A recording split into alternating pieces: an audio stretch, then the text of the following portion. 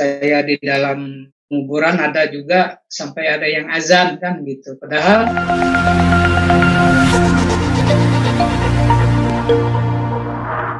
Salli ala nabiyyina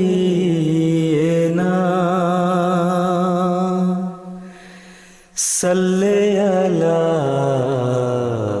Muhammadin.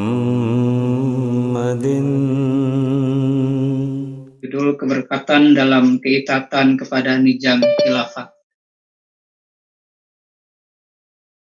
Sebagaimana kita ketahui, Allah Subhanahu wa taala telah berfirman di dalam surah An-Nur ayat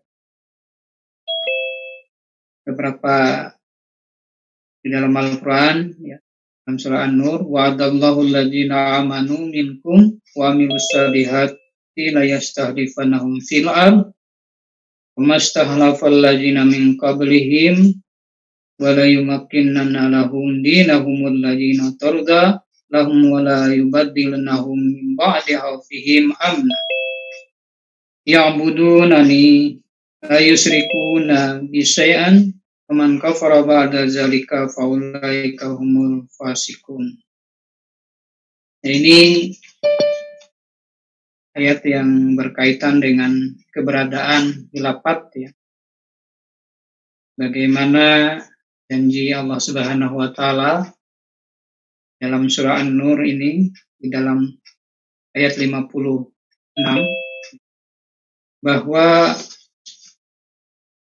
Allah Subhanahu wa taala berjanji pada orang-orang yang beriman dan beramal saleh ya, bahwa Allah taala akan memberikan kekhalifahan ataupun khilafat kepada umat Islam. Jadi dengan syarat bahwa umat Islam itu harus beriman dan beramal saleh. Di dalam kaitan ini bahwa kita sebagai seorang Ahmadi mana telah mengakui bahwa khilafat telah berdiri, mana kita ketahui bahwa khilafat ini merupakan suatu fondasi dasar ya, di dalam agama Islam, bahwa masalah khilafat merupakan satu yang sangat urgent dan sangat penting, yang mana hal itu merupakan sebagai sarana untuk mengikat umat. Jadi pentingnya khilafat ini. Ini masalah khilafat ya merupakan jadikan banyak permasalahan ya, terjadi persoalan di dalam kalangan umat Islam bahwa Islam ya, terutama di zaman sekarang ini banyak dari umat Islam yang memproklamirkan khilafat-khilafat yang terjadi di akhir-akhir ini. Namun janji Allah Subhanahu wa taala ini merupakan janji tentunya akan direalisasikan oleh Allah Subhanahu wa taala di akhir zaman. Dan sebagian umat Islam ya, bahwa khilafat ini merupakan daulah ataupun kekuasaan, harus menguasai suatu negara. Ya. Tetapi di dalam khilafat kita berbeda dengan khilafat yang digaungkan oleh saudara kita yang lain. Mereka menginginkan bahwa khilafat itu berbentuk suatu negara. Tapi di dalam khilafat di dalam jemaat kita merupakan khilafat rohani.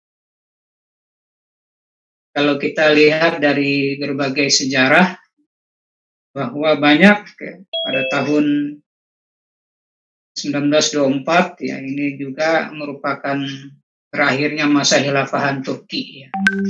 Ini kemudian banyak juga ya orang-orang ingin mendirikan khilafah, tapi sampai sekarang pun tidak akan bisa terlaksana karena muatan-muatan yang mereka inginkan adalah bernuansa politik. Nah, atas karunia Allah Subhanahu wa Ta'ala bahwa kita, ya, bagaimana kita ketahui bahwa merupakan satu karunia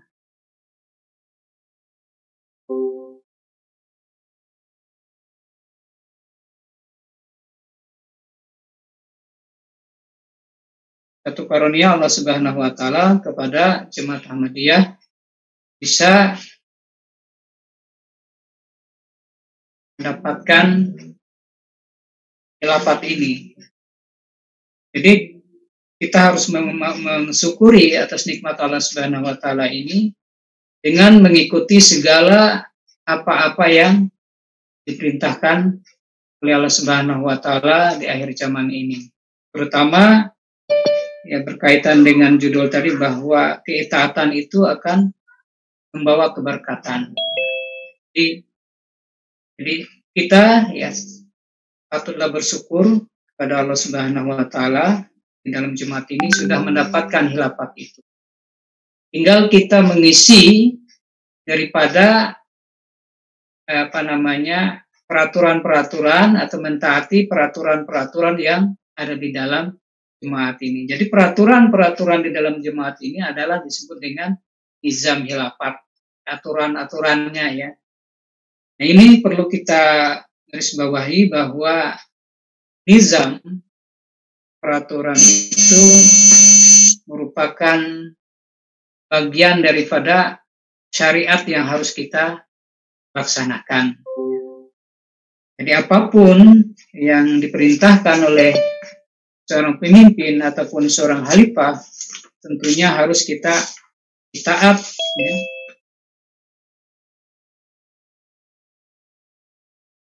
Karena merupakan kunci kemenangan Islam itu adalah di dalamnya adanya ketaatan.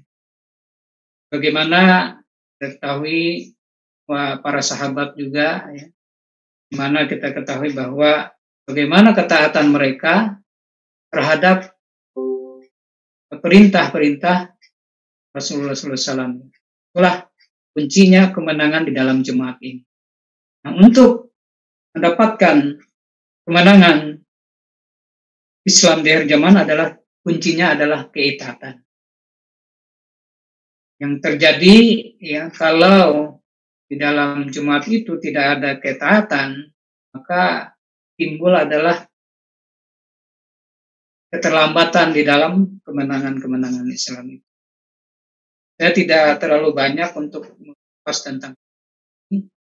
Tentunya saya ingin menyoroti tentang hal-hal yang banyak permasalahan terjadi di dalam jemaat ini.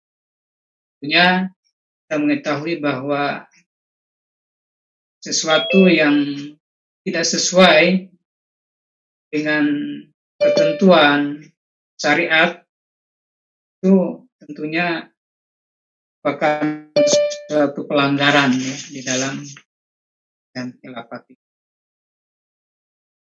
Saya ingin mengingatkan kita atau memperhatikan hal-hal yang biasanya terjadi, permasalahan yang di dalam ketidaktaatan itu adalah masalah-masalah yang berkaitan dengan ubudiyah ataupun dengan amaliyah ya. Yang pertama adalah masalah kelahiran. Kelahiran ini di dalam Jumat ini banyak sekali ya masih ada yang masih mengikuti cara-cara atau kultur di suatu wilayah tertentu ataupun budaya-budaya ya. Sehingga tidak sesuai apa yang diatur ataupun secara nizam ataupun aturan di dalam jemaat. Masalah kelahiran umpamanya. Banyak ya, terjadi bid'ah yang terjadi di dalam masalah kelahiran ini. Contohnya mereka melakukan hal-hal yang tidak sesuai dengan aturan-aturan di dalam jemaat ya.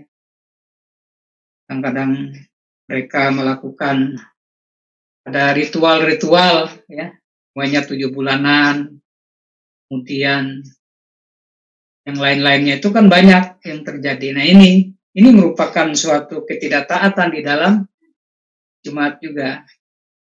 Saya ingin mengingatkan bahwa kalau hal-hal seperti ini masih banyak terjadi, ya di sini akan menimbulkan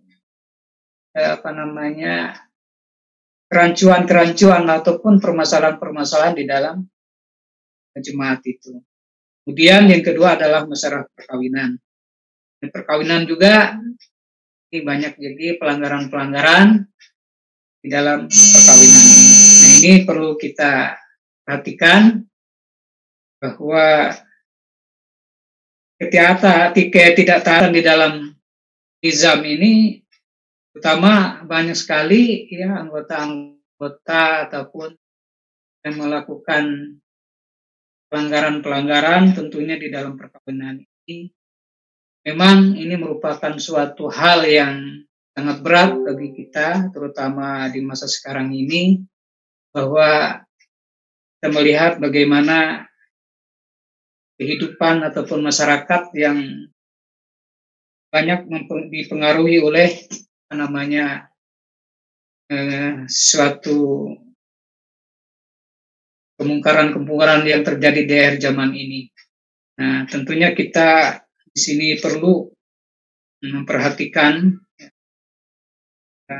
hal-hal yang berkaitan dengan masalah perkawinan ataupun distanata ini.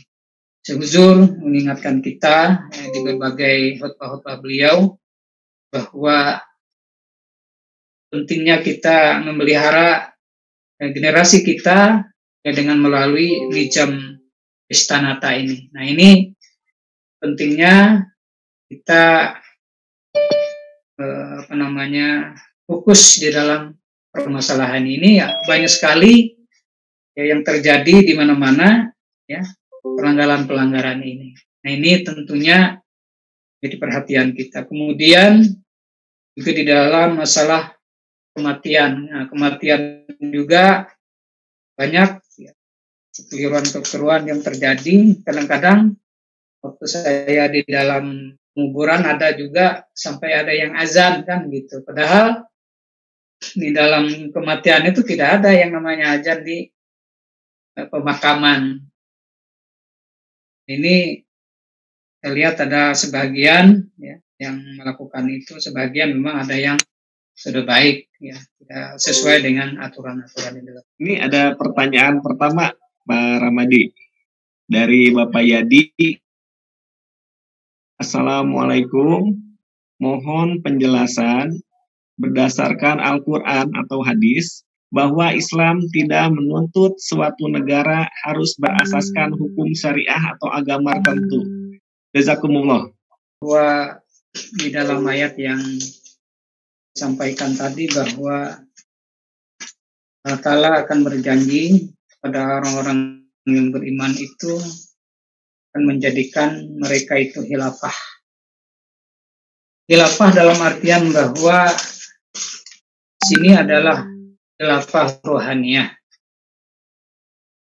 Sebagaimana kita lihat di dalam beberapa riwayat ya di Rasulullah SAW bahwa kedatangan Rasulullah SAW ke dunia ini bukan untuk membentuk suatu pemerintahan yang bersifat duniawi ya, sebagaimana kita ketahui bahwa pernah di zaman Rasulullah SAW beliau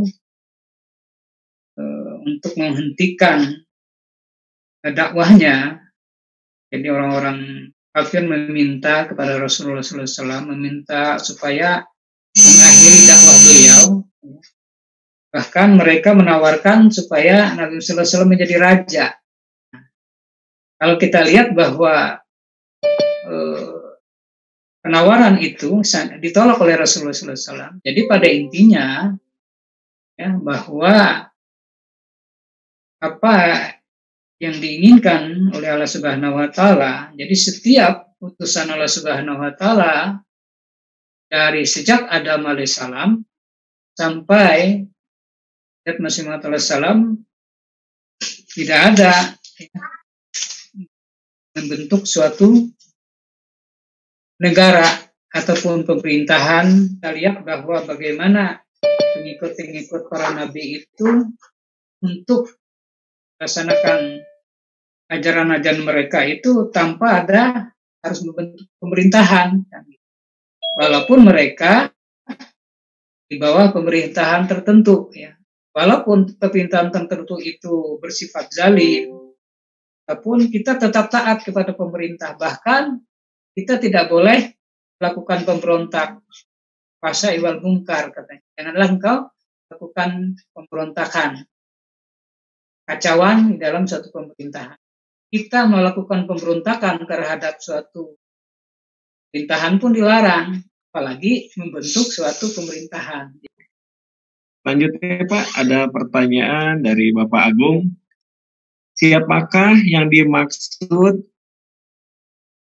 taat kepada ulil amri minkum tersebut? Mungkin pertanyaannya gini Pak, maksudnya taat kepada ulil amri minkum itu. Mohon penjelasannya Pak.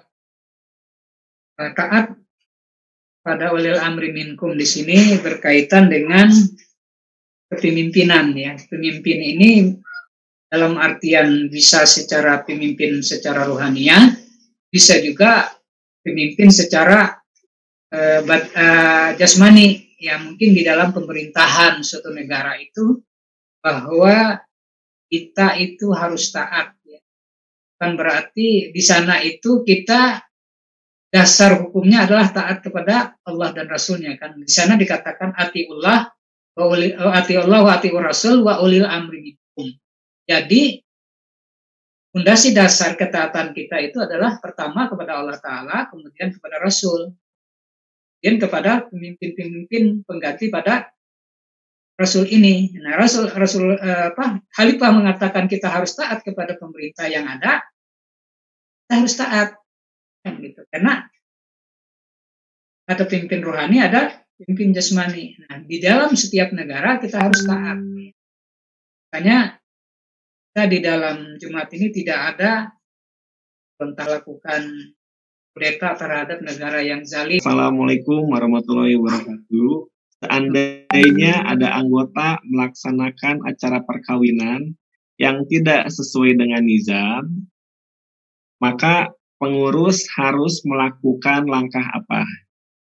Itu Pak pertanyaannya Pak. Ya, memang pengurus memang tanggung jawabnya besar, ya. Tentunya memang kita sangat suatu yang sangat dilema sekali, gitu. Tapi karena kita harus mentaati satu nizam khilafat atau satu nizam atau peraturan di dalam jemaah itu, ya kita harus, ya, pertama, ya, langkah awal di dalam jemaat itu harus kita memang harus preventif dulu, harus awal-awal dulu, gitu. Makanya pentingnya Ristanata, pengertian tentang Ristanata itu perlu digaungkan, gitu. Dan kalau memang itu terjadi dalam pelanggaran, memang sudah berulang-ulang, tentunya sebagai seorang pengurus, ya, tentunya bisa memberi pemberitahuan, ya, setidak-tidaknya kepada pimpinan langkah-langkah apa saja yang kita harus lakukan. Jadi jelas juga bahwa apabila sudah pelanggaran, kan yang jelas kita sebagai pengurus tidak boleh hadir dalam itu, walaupun ya itu ada kita sendiri.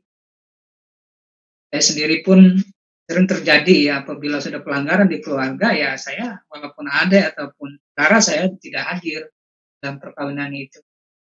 Pelanggaran, ya bagaimana pengurus, kalau pengurusnya yang beritahukan ke pusat, setidak-tidaknya pemberitahuan terjadi pelanggaran nizam. Nah, masalah keputusan-keputusan dari pusat itu kembali kepada mereka. Kalau mau dikeluarkan dari nizam, kalau kita mengeluarkan dari jemaat tidak mungkin. Artinya mereka itu semacam ada hukuman lah. Contohnya orang yang melanggar, umpamanya dia sebagai pengurus mungkin dipecatlah jadi pengurus kan gitu. Tetapi tidak mungkin dia dipecat dari orang jemaat ya. Apa aja dia sebagai orang jemaat, tetapi dia luput daripada karunia tadi.